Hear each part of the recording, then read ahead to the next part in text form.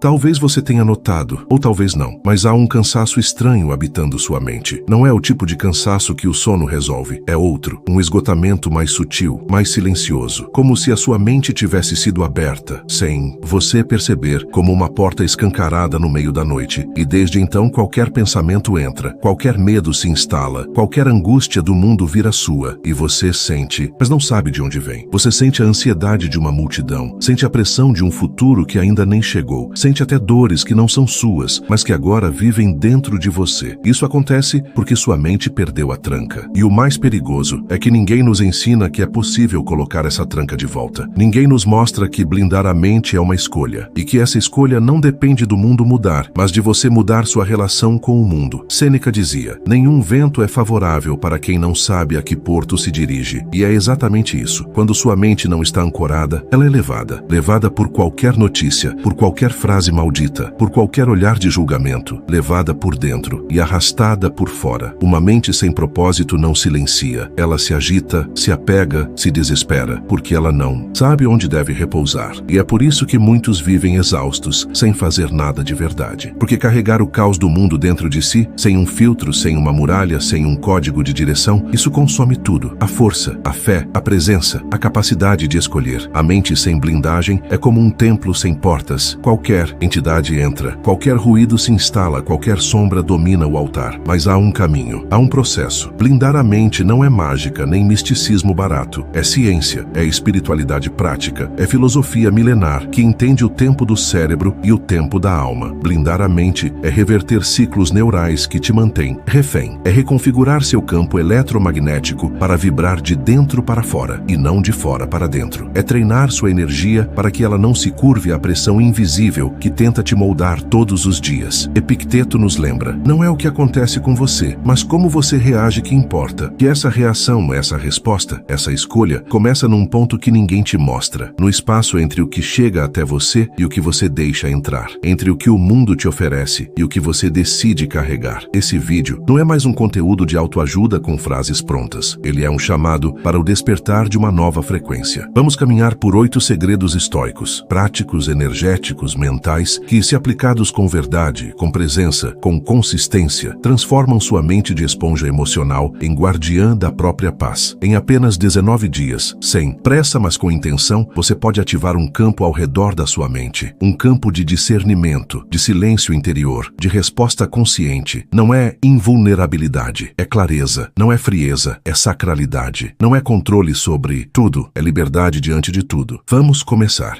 Você não percebe, mas está absorvendo tudo ao seu redor. O ambiente em que você vive molda o jeito como você pensa. As vozes ao seu redor se transformam pouco a pouco nas vozes dentro da sua mente. As opiniões dos outros, quando repetidas com força e frequência, se tornam suas crenças silenciosas. Que os medos que você vê todos os dias começam a parecer normais, como se sentir-se inseguro fosse natural, como se viver no piloto automático fosse aceitável, como se a pressa, a comparação e o vazio tivessem virado o ritmo natural da vida. Mas isso não é natural, isso é programação. Seu sistema nervoso está captando sinais o tempo todo. Do noticiário, das redes sociais, da expressão cansada de alguém na fila, do tom agressivo no trânsito, do olhar reprovador de um parente. Você está absorvendo tudo, mesmo quando acha que não, mesmo quando tenta ignorar. Seu campo emocional não tem um botão de desligar. Ele sente primeiro, processa depois. Por isso, viver exposto a estímulos tóxicos repetidamente não é neutro, é corrosivo. A mente é como uma esponja emocional. Ela absorve o que vê, o que ouve, o que sente no ar. E se você não cria um filtro, não impõe um limite, não cultiva um espaço de pausa, essa esponja encharca. E quando a mente está encharcada de ruídos externos, ela perde sua voz interior. Ela para de ouvir a si mesma e começa a repetir: o mundo. Reproduz o medo do outro, a pressa do outro, a cobrança do outro, a raiva do outro, até que um dia, sem perceber, você acorda sendo alguém que não reconhece, reagindo como não gostaria, pensando como nunca quis, se arrastando por uma vida que não parece sua. Marco Aurélio escreveu: a alma se torna tingida com a cor de seus pensamentos, mas antes disso, ela se tinge com o ambiente que alimenta esses pensamentos. E se o ambiente está doente, sua alma começa a adoecer também, não de uma vez, mas lentamente. E o mais perigoso é que você se acostuma com isso, se acostuma com a mente agitada, com o coração apertado, com o corpo contraído, como se viver tenso fosse o padrão. Blindar sua mente começa com essa consciência. A consciência de que você está absorvendo o tempo todo. E que essa absorção não é passiva. Ela se torna ativa. Ela molda seu humor, sua energia, seu destino. Porque você não é só o que escolhe pensar. Você é também o que permite que permaneça dentro de você. E por isso, o primeiro segredo é simples, mas poderoso. Pare de subestimar o ambiente. Comece a sentir o que ele faz com você. Porque onde sua mente repousa, seu espírito se molda. E isso muda tudo. 2. O que você alimenta, cresce. Existe um princípio invisível que governa sua vida emocional. Ele é simples, ele é silencioso. Mas ele define como você se sente, como você reage e até o que você enxerga no mundo. Esse princípio diz: o que você alimenta, cresce. O que você reforça, se repete. O que você escolhe pensar, repetidamente, se transforma em quem você. A mente humana não entende a diferença entre o que é real e o que é repetido. Se você acorda todos os dias pensando no que deu errado, seu cérebro aprende a procurar defeitos. Se você passa a maior parte do tempo reclamando, seu sistema nervoso se ajusta ao ressentimento. Se você se entrega ao medo com frequência, ele se torna uma lente. E quando o medo vira lente, tudo parece ameaça. Até o amor, até o silêncio, até o desconhecido. É assim que nasce a prisão emocional, sem grades visíveis. O cárcere é interno. É construído por pensamentos que você não questiona, sentimentos que você alimenta, dores que você repete, e aos poucos, isso deixa marcas no corpo, tensão muscular, dificuldade para dormir, respiração curta, dor no peito, vontade de fugir de tudo, mesmo sem saber exatamente do que. Epicteto escreveu: não são as coisas que nos perturbam, mas a opinião que temos sobre elas. E o que forma essa opinião? Aquilo que você alimenta todos os dias, a história que você conta para si mesmo, a imagem que você reforça quando está sozinho, porque a mente é um solo fértil e ela não julga a semente. Se você plantar medo, ela vai crescer. Se você plantar gratidão, ela também vai crescer. A escolha é sua, mesmo quando parece involuntária, mas há algo mais profundo. Você também precisa cuidar do que está por trás do que alimenta, porque muitas vezes alimentar a raiva é uma forma de se proteger da tristeza. Alimentar a pressa é uma tentativa de fugir do vazio. Alimentar o controle é um disfarce para o medo da perda. Por isso, blindar a mente não é apenas mudar pensamentos, é curar a raiz do que você tem nutrido. Quando você observa isso com compaixão, algo começa a mudar. Você deixa de ser refém da repetição e começa a cultivar uma presença mais consciente. Começa a regar o que realmente importa, aquilo que acalma, aquilo que ilumina, aquilo que sustenta, porque tudo o que você pensa está alimentando algo, e tudo o que você alimenta está crescendo dentro de você. 3. A paz não grita. A mente barulhenta é como um rádio mal sintonizado. Tudo chia, tudo parece urgente, tudo quer ser ouvido ao mesmo tempo. Quando você vive assim por tempo demais, começa a achar que esse ruído é normal, que esse excesso de estímulo, essa inquietação constante, esse medo disfarçado de produtividade fazem parte da vida adulta, mas não fazem. Esse barulho todo é um sintoma de afastamento da sua própria essência. O ruído interno não nasce do agora, ele nasce da ansiedade pelo que não chegou, ou da culpa pelo que já passou. Ele nasce da comparação, da pressa, da cobrança por se tornar alguém melhor antes mesmo de se permitir ser quem você é. E esse ruído, mesmo que silencioso, consome. Ele rouba sua atenção, ele contamina sua energia, ele distorce sua percepção da realidade. O mundo inteiro grita, as redes gritam, a mente coletiva grita, mas a paz não grita. A paz sussurra, ela é sutil, delicada, e por isso mesmo você precisa aprender a escutar o que não faz barulho, porque a sabedoria não fala mais alto, ela fala mais fundo. Sêneca dizia que a maior liberdade é ser senhor de si mesmo, e ninguém se torna senhor de si vivendo em ruído constante. Você só se escuta quando silencia o que não é seu. Você só se cura quando para de correr de si, e só se encontra quando desacelera por dentro. Essa é a verdadeira coragem espiritual. Sentar-se consigo mesmo sem medo do silêncio. É no silêncio que a mente se organiza, que o corpo se alinha, que a alma se manifesta. Mas para isso você precisa abrir espaço. Espaço entre um pensamento e outro. Espaço entre um estímulo e uma reação. Espaço para sentir, sem se perder no sentir. E esse espaço é cultivado com prática, com compaixão, com presença, não com força, não com pressa, porque a paz não invade. Ela espera, ela sempre esteve ali, debaixo do ruído. Ela não precisa de aplauso, nem de testemunha, mas precisa de você, presente, disponível, vivo o bastante para escutá-la e humilde o bastante para reconhecê-la, porque só no silêncio você lembra quem sempre foi. Chat, a sua mente não é o seu mestre. Existe uma ilusão tão bem disfarçada que a maioria de nós passa a vida inteira servindo a ela sem perceber. Acreditamos que nossa mente sabe tudo, e ela tem razão, que se ela pensa, então deve ser verdade. Mas a mente, por mais brilhante que pareça, é apenas uma ferramenta poderosa, sim, mas que se usada sem consciência, nos escraviza. A mente não é sábia por si só, ela apenas repete, recria, reage. A maior parte dos seus pensamentos não são escolhas, são reflexos, programações antigas, vozes herdadas, medos aprendidos, expectativas que nem são suas, mas você carrega como se fossem. A mente é veloz, é convincente, é barulhenta, mas não é confiável. E quanto mais você acredita que é seus pensamentos, mais sofre, porque a mente quer controle, a mente quer garantias, a mente quer evitar dor, fracasso, rejeição. Ela quer que tudo seja seguro, previsível, familiar. Mas a vida não é assim. A vida é movimento, é impermanência, é risco, e por isso, viver com sabedoria é aprender a observar a mente sem se submeter a ela. Epicteto dizia, não são as coisas que nos perturbam, mas sim a opinião que temos sobre elas. Isso muda tudo, porque significa que a dor existe, mas o sofrimento é fabricado. A perda dói, mas o desespero nasce da mente que grita. Isso não podia acontecer. A crítica incomoda, mas o medo nasce da mente que diz, você não é bom o bastante. O que nos fere não é o que acontece, mas o que contamos a nós mesmos sobre o que acontece. A verdadeira liberdade começa quando você entende que pode ouvir seus pensamentos, sem obedecê-los, que pode sentir medo, sem paralisar, que pode estar ansioso, sem se identificar com essa ansiedade. Isso não é suprimir, não é ignorar, é reconhecer sem se confundir, é olhar para dentro e dizer, essa voz não sou eu, esse medo não me define, essa história pode ser reescrita. Sua mente é um ótimo servo, mas um péssimo mestre, e a boa notícia é, você não precisa lutar contra ela, basta despertar, basta lembrar que você é maior do que seus pensamentos, você é a consciência que observa, a presença que escolhe, a alma que decide qual voz vale a pena escutar, e às vezes a sabedoria é apenas isso, calar a mente e ouvir o coração.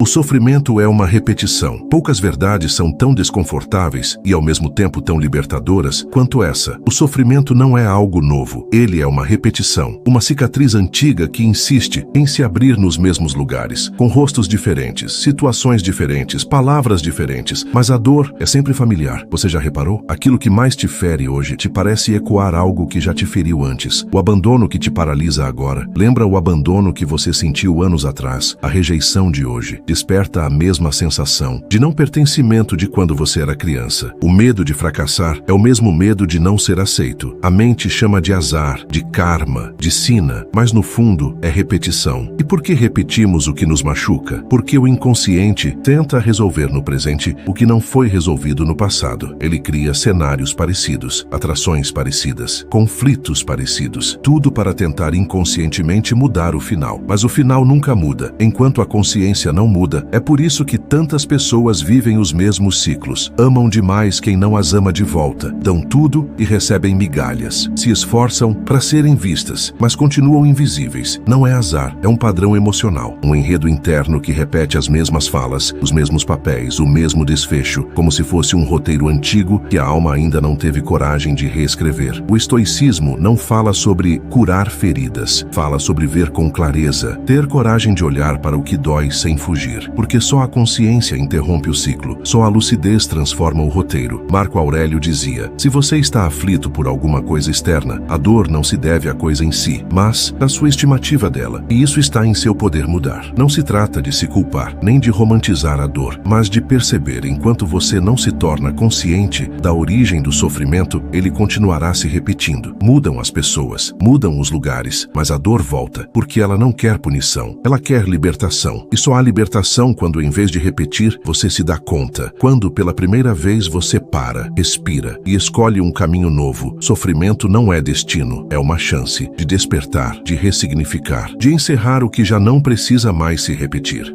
A mente cria labirintos para fugir da dor. A dor, quando não é compreendida, não desaparece. Ela se disfarça, se espalha, se transforma em pensamento acelerado, em ansiedade constante, em distrações compulsivas. A mente, tentando proteger o coração, cria labirintos, caminhos infinitos que desviam da ferida, mas não curam nada. Você percebe isso nos silêncios que incomodam, nos momentos em que tudo está bem e ainda assim, algo dentro de você parece querer fugir. É como se houvesse uma presença invisível te puxando de volta para dentro, um vazio que a mente tenta preencher com listas, metas, desejos, consumo, entretenimento, mas que continua lá, intocado, é que a dor não desaparece porque você se ocupa, ela só se esconde, e quanto mais você corre dela, mais ela te persegue, como um eco que ressoa em cada relação, em cada decisão, em cada crise de angústia que surge do nada, mas que na verdade nunca foi do nada. A mente, por medo, faz de tudo para não sentir. Ela te convence de que pensar demais é sinal de inteligência, que se manter ocupado é sinal de força, que controlar tudo é sinal de maturidade. Mas não é, é medo. Medo de parar e sentir, medo de encarar o que foi soterrado, medo de olhar para o que realmente te fez perder a paz. Sêneca dizia, é a alma doente que teme a solidão. E ele não falava de solidão física, falava da solidão interna, do momento em que você fica só com você, sem distrações, sem personagens, sem justificativas, apenas você e a verdade. Nesse momento, ou você se acolhe, ou foge de novo. E a fuga, mesmo que seja mental, cobra caro. Ela vira insônia, irritabilidade, falta de sentido, relacionamentos rasos, vícios invisíveis, porque fugir da dor é fugir da cura. O estoico não foge, ele observa. Ele desce até o centro do labirinto, encara o que assusta e atravessa com presença a dor que sempre tentou evitar, porque só no centro do labirinto está a chave que não é uma solução mágica, mas uma lucidez profunda, uma clareza que diz, eu não preciso mais fugir, eu posso sentir, eu posso compreender e posso deixar ir. A mente cria labirintos, mas a alma conhece o caminho de volta, e esse caminho começa quando você para de correr e começa a escutar o que a dor em silêncio tenta dizer. 7. Autodisciplina não é punição. Durante muito tempo nos ensinaram que disciplina era sinônimo de rigidez, de dureza, de se forçar a fazer o que não quer, como uma forma de punição pelos próprios desejos. Mas isso não é autodisciplina, isso é repressão, e repressão não cura, apenas sufoca, apenas adia o caos. A verdadeira autodisciplina nasce de outro lugar, não da raiva, não da culpa, mas do amor por si mesmo, da escolha consciente de construir uma vida em que a alma possa respirar. A disciplina não é castigo, é cuidado. É quando você decide proteger aquilo que é sagrado em você. É quando você diz, basta. E não é um basta para o mundo, é um basta para tudo aquilo que te diminui, que te fragmenta, que te afasta de quem você sabe que pode ser. É um basta silencioso, firme, compassivo. Um basta que não vem da raiva, mas da lucidez. Autodisciplina não é acordar às 5 da manhã para seguir uma rotina robótica. É despertar internamente para o que te afasta da paz. É perceber quais hábitos estão anestesiando a sua alma, quais vozes internas estão te mantendo no mesmo lugar, quais medos disfarçados de conforto estão te impedindo de crescer. Epicteto dizia que não somos livres enquanto formos escravos de nossos impulsos, e é exatamente isso. Autodisciplina é libertação, é parar de obedecer aos comandos invisíveis, do prazer imediato, do conforto automático, da fuga disfarçada. É tomar de volta o leme da própria existência. Mas essa disciplina não é dura, ela é suave, serena, como um rio que sabe o caminho, como um monge que caminha com firmeza e gentileza ao mesmo tempo. Ela não violenta, ela guia, ela não grita, ela sustenta. A disciplina real é silenciosa, ela não aparece nas redes sociais, nem precisa ser validada por ninguém. Ela acontece quando, mesmo cansado, você escolhe continuar, quando, mesmo com medo, você decide permanecer presente, quando, mesmo em silêncio, você honra sua alma com escolhas pequenas, mas profundamente alinhadas com quem você está se tornando. Autodisciplina não é opressão, é libertação. Não é sobre ser forte o tempo todo, é sobre ser verdadeiro o tempo todo, mesmo quando dói, mesmo quando ninguém vê, mesmo quando o caminho mais fácil parece o mais tentador, porque você sabe que o mais fácil quase sempre é o mais caro e que o mais difícil muitas vezes é o mais sagrado. 8. O sofrimento não é o fim. Há dias em que tudo parece ceder, a mente pesa, o corpo fraqueja, o mundo perde a cor e o silêncio vira um grito abafado dentro do peito. Em dias assim, o sofrimento parece ser a única coisa real, a única coisa certa, e você começa a acreditar que não há saída, que essa dor veio para ficar, que essa fase é quem você é. Mas isso não é verdade. O sofrimento não é o fim, é passagem, é processo, é um chamado secreto da alma dizendo, algo precisa mudar. Não é castigo, é convite, convite para ir mais,